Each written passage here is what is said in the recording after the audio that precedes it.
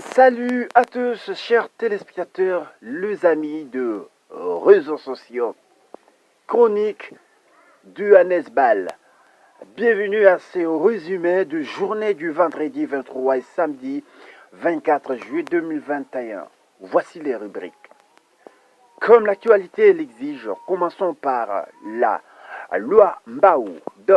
Le président national du Conseil supérieur des autorités traditionnelles et coutumières, Mfumu, défie ma demande à l'Assemblée nationale de renvoyer la proposition de loi Mbao au chef coutumier pour amendement.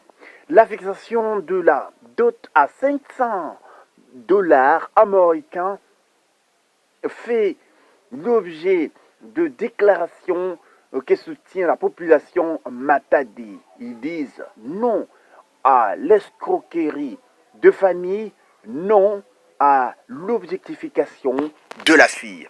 CENI, l'AMOCA rejette la main tendue de l'Assemblée nationale pour la désignation de membres du bureau CENI.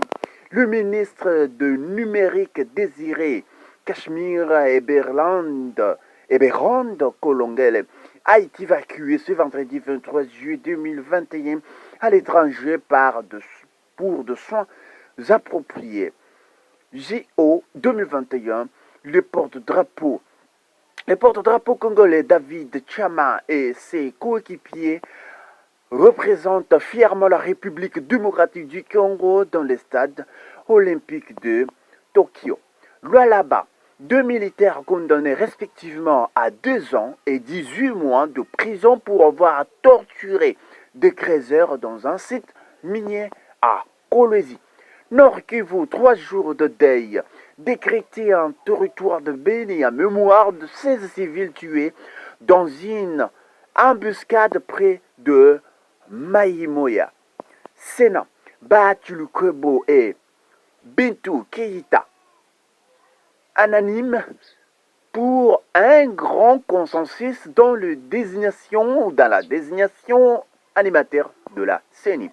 Assemblée nationale, l'APNAC présente le rapport de dénonciation sur le fait de corruption en République démocratique du Congo.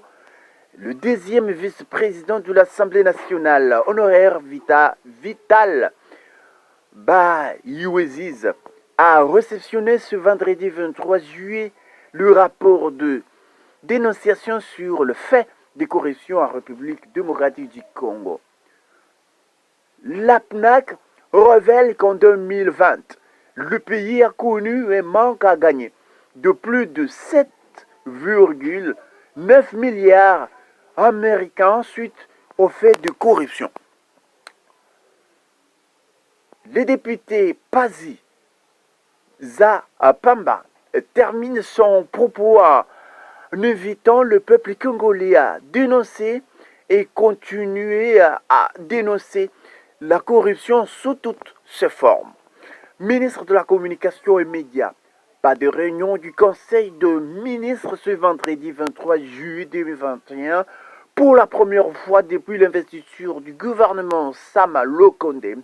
La journée étant consacrée à la poursuite du séminaire gouvernemental présidé par le chef de l'État Félix-Antoine Tshilombo Tshisekedi. Ministre de la Jeunesse, le préparatif de la tenue de jeux de la francophonie était au cœur des échanges entre le ministre Bunkulu Yves et le haut représentant du chef de l'État à la francophonie, M. Didier Tiyoyo. Le ministre de l'EPST. Quelques phrases du ministre au lancement de l'atelier sur l'état de lieu en province du sous-secteur. Chers ministres provinciaux, nous avons été invités, ou vous avez été invités pour comprendre cette nouvelle vision. Lutter contre toutes sortes d'antivaleurs, a déclaré le ministre de l'EPST, Tony Mwaba, lors du lancement ce vendredi d'un atelier sur l'état de lieu en province du sous-secteur. Avant la rentrée scolaire prochaine, il est possible que le gouvernement congolais et les confessions religieuses revisite les conventions qui les lient depuis 1967 dans le secteur de l'enseignement primaire, secondaire et technique EPST. Le monopole de l'éducation appartient à l'État. Les partenaires de l'éducation ne peuvent pas supplanter l'État. Ils doivent suivre les normes décrétées par le pouvoir central. Le ministre Mouaba invite ainsi les ministres provinciaux de l'éducation à assainir leur environnement de travail. Le ministre de Lucie, quant à lui, Mouindo Zang. Fin de travaux préparatoires des États généraux. Toute ma gratitude au corps académique et aux partenaires d'avoir participé utilement à ces assises. Le chemin est tracé pour les États généraux axés sur les réformes essentielles, notamment l'effectivité du système LMD en République démocratique du Congo. Parlons armée. Le député provincial du Nord qui vous dénonce de propos discourtois humiliants et dégradant du gouverneur militaire à leur égard. Au regard de propos discourtois, humiliants et dégradants, nous citons, je vais vous tirer de vos carapaces, je vous reçois au même titre que le motard. Je ne suis pas venu vous négocier. C'est d'ailleurs la dernière fois que je vous reçois. Tenu à l'égard de députés provinciaux par les gouverneurs militaires, celui-ci semble être venu avec de lourds préjugés et lourdes présomptions selon lesquelles les notabilités du couche sociale du Nord Kivu seraient impliquées dans la déstabilisation et le gouverneur et le président du Sénat et le Premier ministre et le président de la République, aucune autorité n'a reçu les députés malgré leurs multiples demandes. Tout porte, j'arrive à croire qu'il y aurait bien évidemment un complot contre les députés provinciaux du Nord Kivu. Essentiel ou estime-t-il 7 sur 7. Une dizaine de personnes, dont des militaires, interpellés avec des armes lourdes lors des opérations de bouclage à Beni. Sport. Jeux de Tokyo. La flamme olympique a été allumée, marquant le coup d'envoi de JO 2021. Les Jeux olympiques auront lieu le 23 juillet au août 2021. La RDC est représentée par 7 athlètes. Il s'agit de 4 athlètes pour la boxe, 1 pour judo, 1 pour taekwondo et 1 pour athlétisme. Cependant, toujours pas d'argent pour la délégation congolaise aux Jeux olympiques. Le membre de la délégation qui, jusqu'hier, s'est prenait en charge par leurs propres moyens. Aucun frais n'a encore été payé pour les hôtels. Actualité du jour. Parlons de l'actualité du jour. État de siège.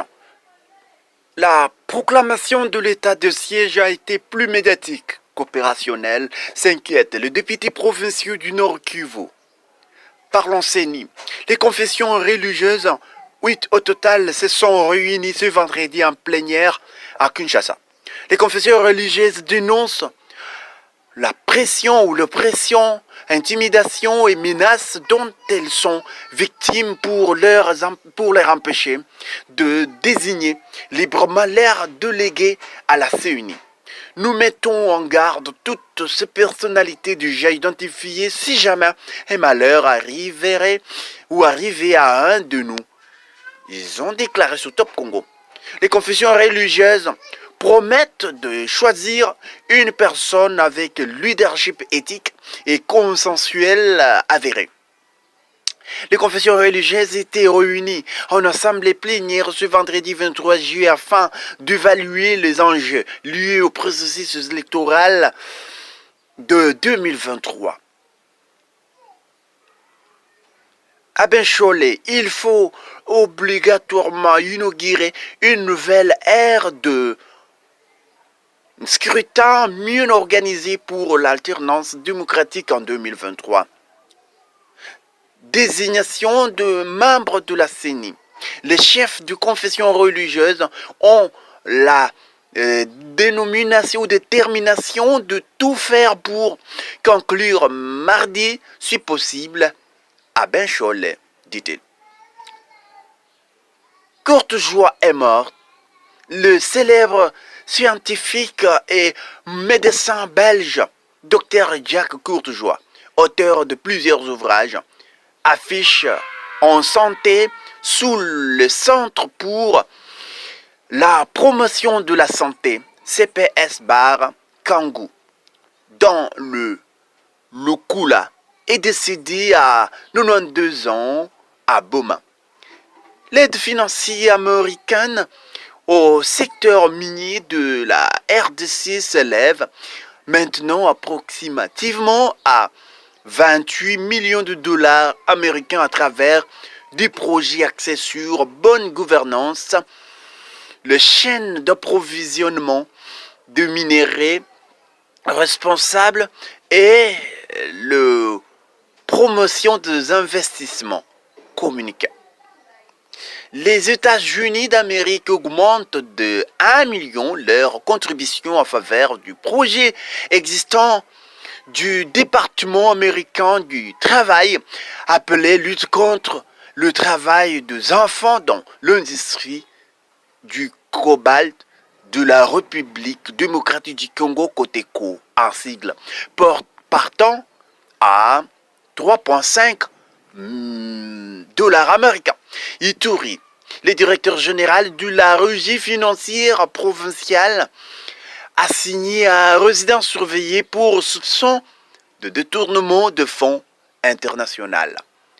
En Sierra Leone, l'Assemblée vote l'abolition de la peine de mort.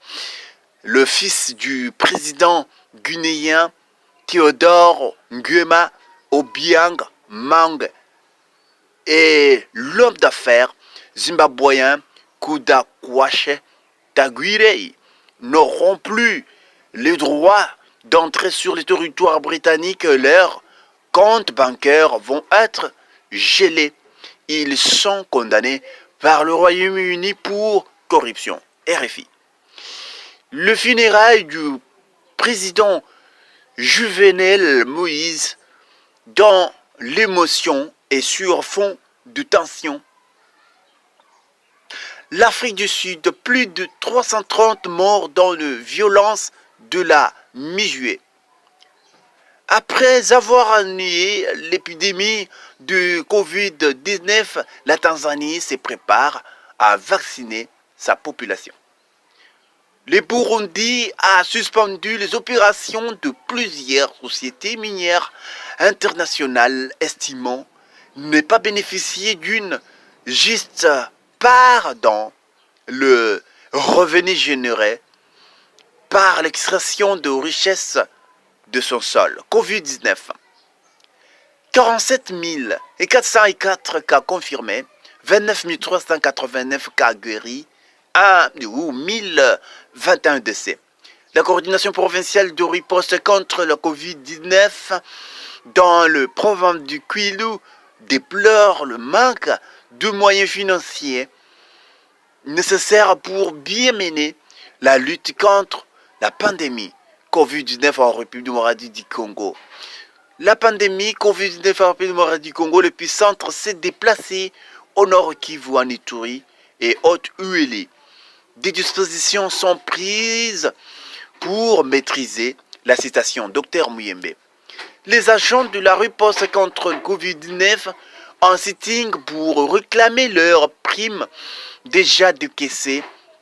L'hôtel de ville de Kinshasa a à son tour limité à 5 le nombre de corps qui sortiront du vendredi au dimanche dans chaque morgue pour lutter contre les attroupements et la possibilité de propagation de la COVID-19. La police recommande aux familles éprouvées de privilégier d'inhumer leurs proches entre lundi et jeudi et éviter ainsi l'afflux du week-end qui favorise les embouteillages, mais aussi la propagation de la pandémie du coronavirus. Merci de nous faire confiance. Anesbal Mouela.